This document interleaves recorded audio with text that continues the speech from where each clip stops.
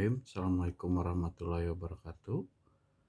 Perkenalkan, nama saya Cep Ain, kelas ekonomi syariah, prodi ekonomi syariah semester 1. Insya Allah akan presentasi mengenai tugas dari ulumul Quran, yang mana ngebahas tentang tafsir kala ya.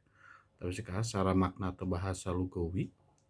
Secara bahasa kala berasal dari ungkapan dalam bahasa Arab yang mengandung makna sekali tidak, atau jangan, atau tidak demikian.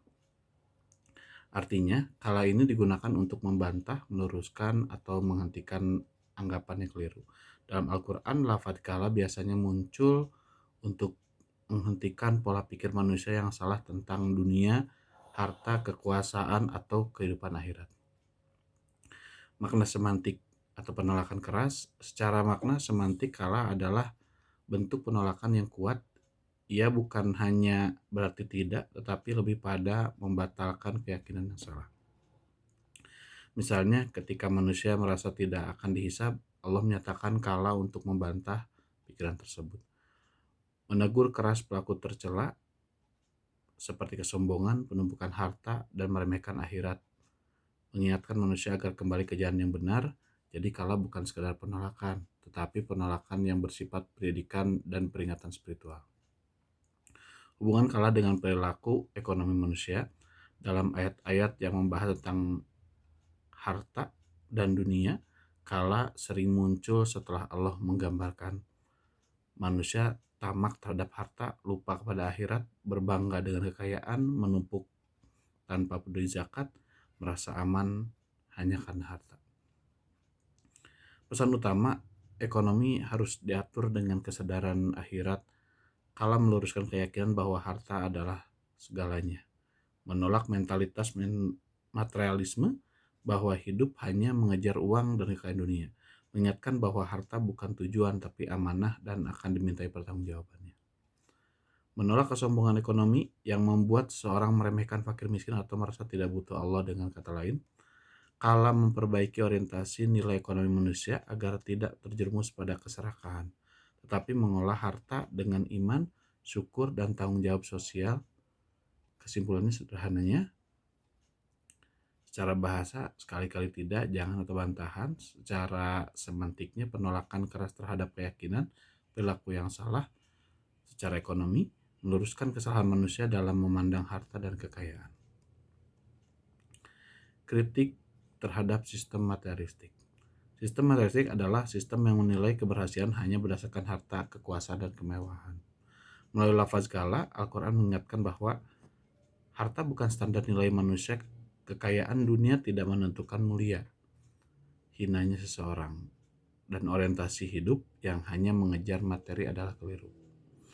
Pesan kolektifnya, sistem ekonomi harus berdiri di atas nilai moral dan keimanan, bukan hanya materi. Kritik terhadap keserakahan atau tamak sering mendorong manusia menuntut harta tanpa batas, tidak peduli hal haramnya, lupa zakat dan sedekah, serta merasa tidak pernah cukup. Lafaz kala hadir sebagai peringatan keras agar manusia berhenti dari sikap tamak, kembali sadar bahwa harta itu adalah amanah dan setiap harta akan dihisab. Kritik terhadap ekonomi, eksploitasi ekonomi. Eksploitasi terjadi ketika harta diperoleh dengan cara menindas, memeras, memanfaatkan kelemahan orang lain. Contohnya riba, penipuan, monopoli, merampas hak orang lain, upah tidak adil. Fungsi kala di sini menghentikan praktik ekonomi yang zalim, mengingatkan bahwa Allah melihat semua dan menegaskan bahwa kekuasaan ekonomi tidak boleh merusak kemanusiaan. Kritik terhadap perilaku ekonomi tidak etis dalam keuangan. Dalam dunia keuangan sering muncul perilaku menyimpang seperti manipulasi laporan keuangan, korupsi, janji bisnis yang tidak tepati, suap, dan spekulasi liar. Melalui lafaz kala, Al-Quran menanamkan moralitas keuangan, yaitu kejujuran, amanah, transparansi, dan tanggung jawab. Pesan kolektifnya jelas. Segala praktik keuangan harus mengikuti etika dan takut pada pengawasan Allah. Kesimpulan, secara singkat, lapas kalam berfungsi sebagai rem spiritual moral agar manusia tidak tenggelam dalam ideologi materialistik kerakusan harta. Sebaliknya, ia mengarah manusia pada keadilan dan moralitas.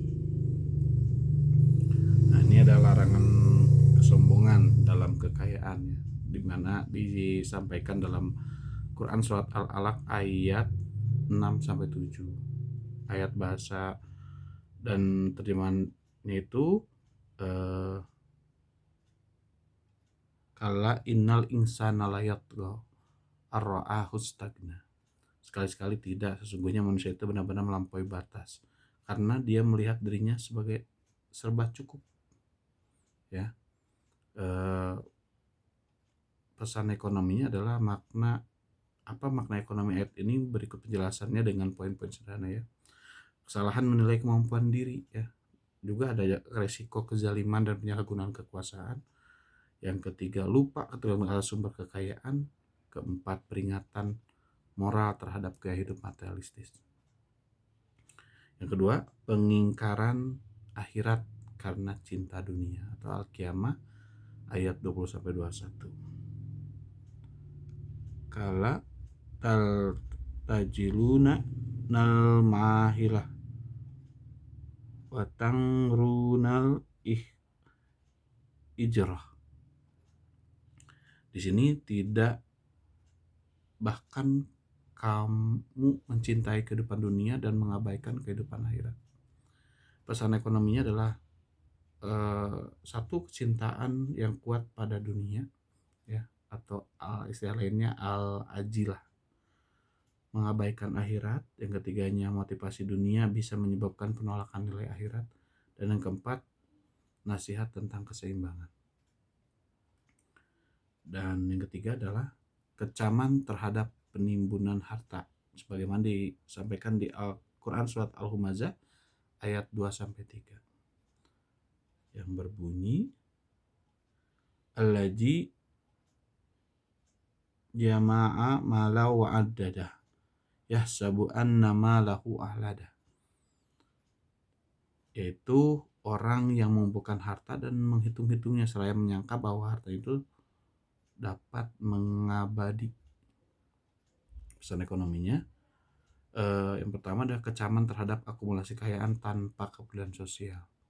Yang kedua, kesalahan persepsi kekayaan sebagai perlindungan abadi. Yang ketiga, peringatan akan akibat spiritual dan moral. Yang keempat, relevansi dengan prinsip ekonomi Islam modern. Di sini juga ada tabel, ya, yang harus dijelaskan dengan bahasa yang simpel. Yang pertama adalah penolakan keserakahan. Secara makna Qur'aninya, Al-Quran melarang manusia menumpuk harta hanya untuk disimpan, tidak dipakai, dan tidak bermanfaat bagi masyarakat. Implementasi ekonomi syariahnya harus melalui zakat, infak, sedekah, dan wakaf produktif agar harta berputar, memberi manfaat, dan tidak mati di tangan satu orang. Yang kedua, penolakan eksploitasi. Makna Qur'annya, Al-Quran mengecam sistem ekonomi yang menindas dan merugikan pihak yang lemah. Implementasi ekonomi syariahnya, larangan riba, goror, dan interaksi zolim syariah menurut transaksi yang saling ridho dan transparan. Lalu yang ketiga, keadilan. Makna Qur'aninya, kalau dalam Al-Quran menjadi teguran untuk mengembalikan manusia kepada keadilan dan kebenaran. Implementasi ekonomi syariahnya, akad-akad syariah diatur agar adil, seimbang, resiko dan keuntungan tidak merugikan satu pihak lain. Yang keempat, kritik materialisme. Al-Quran mengkritik orientasi hidup yang hanya mengejar dunia dan mengabaikan nilai spiritual. Arah ekonomi bukan hanya profit tetapi kemaslahatan. Yang kelima, spiritual ekonomi. Nah, ini Al-Quran mengingatkan bahwa harta akan ditanya di akhirat, harus digunakan dengan amanah. Implementasinya melalui CSR Islami, etika bisnis, tanggung jawab dan sosial dan perusahaan, kejujuran dalam muamalah. Mengapa kalah relevan dengan ekonomi modern?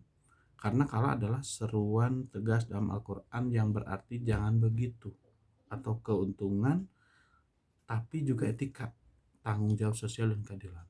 Apa koreksi moral untuk masyarakat kapitalistik? Jadi kalau meluruskan sistem ekonomi yang hanya mementingkan diri sendiri menjadi ekonomi yang berkeadilan dan bermoral.